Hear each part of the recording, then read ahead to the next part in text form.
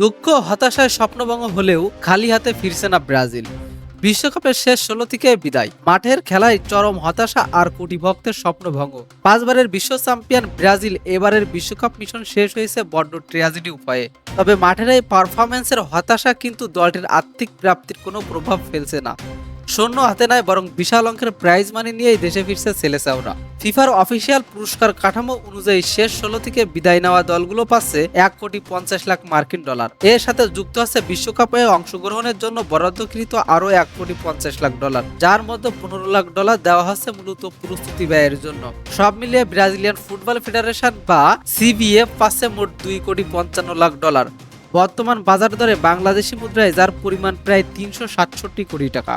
FIFA এবার কাতার বিশ্বকাপের তুলনায় প্রায় ৫০% বাজেট বাড়িয়েছে।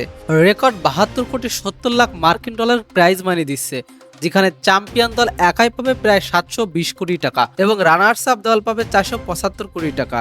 সে তুলনায় নকআউট রাউন্ডের শুরুতে বিদায় নেওয়া ব্রাজিলের পকেটে ঢুকছে বড় অঙ্কের অর্থ।